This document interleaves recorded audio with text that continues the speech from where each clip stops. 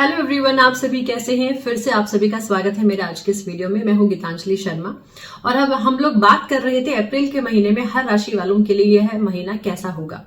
तो आज के वीडियो में हम बात करेंगे टॉरस राशि वालों के लिए, यानी कि जो लोग वृष राशि के जातक हैं उनके लिए अप्रैल के महीना कैसा हो सकता है, किस किस गाइडेंस की जरूरत हो सकती है, क्या रेमेडीज हम लोग कर सकते हैं। अगर हम लोग शुरुआती दिनों की बात करें, यानी कि टॉरेंस के लिए जो इनिशियल डेज है अप्रैल के, वो थोड़े से तकलीफ वाले हो सकते हैं, थोड़ी ट्रबल्स आ सकती हैं। दूर की यात्रा से बचना है। अगर आप यात्रा करना भी चाहते हैं तो बहुत सोच समझ के करें।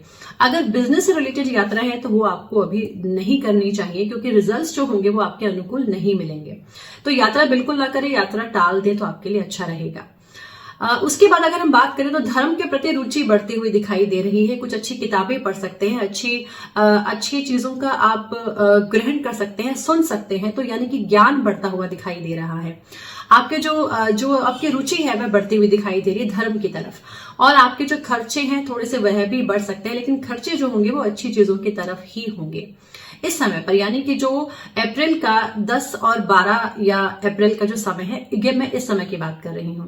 इसके बाद बात करें तो सूर्य आपकी राशि से 12वें घर में प्रवेश कर रहे हैं। यानी कि जो बच्चे फॉरेन कंट्रीज के साथ अपना कांटेक्ट बनाना चाहते हैं या आप फॉरेन कंट्री के साथ कोई कांटेक्ट अपना रखना चाहते हैं तो वह कांटेक्ट बढ़ता हुआ दिखाई दे रहा है। और एजुकेशन की तरफ जो बच्चे जाना चाह रहे हैं, फॉरेन पढ़ाई करना चाहते हैं, उनके लिए भी यह समय अनुकूल है।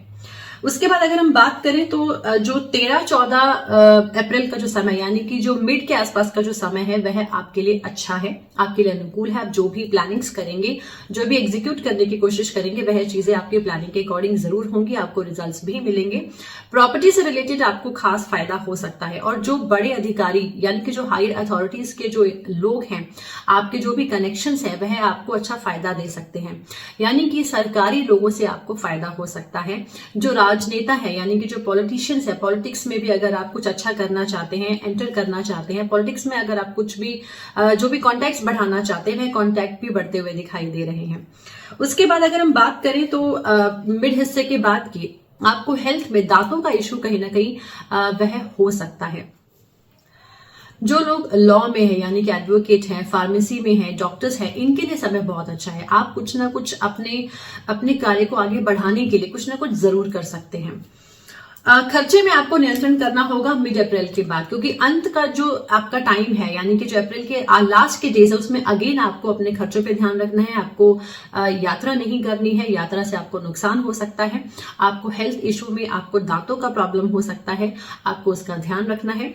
आपके बड़े बुजुर्गों की हेल्थ का भी आपको ध्यान रखना है। जो अप्रैल का महीना है उसमें कहीं ना कहीं आपके जो बड़े हैं, आप जो एज्ड लोग हैं, उनकी हेल्थ का जरूर ध्यान रखें। और एंड ऑफ अप्रैल में आपको अगेन अगर आप कोई इन्वेस्टमेंट करना चाहते हैं, यानी कि जमीन जायदाद के ऊपर आप कुछ पैसा खर्च करना चाहते हैं, तो लोन अगर आप लेना चाहते हैं तो लोन आपको जरूर मिल सकता है। और खर्चा जरूर हो सकता है, लेकिन प्रॉपर्टी पर ही करें और कोई खर्चा बिल्कुल ना करें। और अगर आप लोन लेना चाहते हैं तो बैंक की तरफ से आपको उसके भी कहीं ना कहीं रिजल्ट्स जो है वो अच्छे ही मिलेंगे। 9 अप्रैल से लेकर 24 अप्रैल तक बुध वक्री रहेंगे, यानी कि इस टाइम पीरियड पर आपको इलेक्ट्रॉनिक चीजें बिल्कुल नहीं खरीदनी है। अगर खरीदेंगे तो खराब होने के चांसेस भी बढ़ जाएंगे। और आपके घर की जो इलेक्ट्रॉनिक चीज है उसका भी ध्यान रखें, उसे अप टू डेट रखें, उसे भी अगर ठीक करवाने की जरूरत है उसे टाइम पर ठीक करवाएं। शुक्रदेव आपकी राशि से 12वें घर में आ रहे हैं, तो खर्चा, यानी कि आपका, जैसे मैंने बताया कि खर्चा बढ़ सकता है, कुछ अच्छी चीजों में आपके खर्चे हो सकते हैं। तो यह तो था आपके अप्रैल का महीना कि आपके लिए क्या क्या चीजें हो सकती हैं। अब हम बात करते हैं रेमेडीज की। अगर हम बात करें तो किसी भी धर्म स्थान में माथा जरूर टेकने जाएं। इस पर जरूर किसी न किसी मंदिर में जाएं। आप किसी धर्म स्थान में यानी कि गुरुद्वारा भी जा सकते हैं, तो माथा जरूर टेकें। भैरव जी के दर्शन जरूर करने जाएं। अगर पॉसिबल हो तो अप्रैल के 3 मंडे कम से कम आप भैरव जी के माथा जरूर टेकें।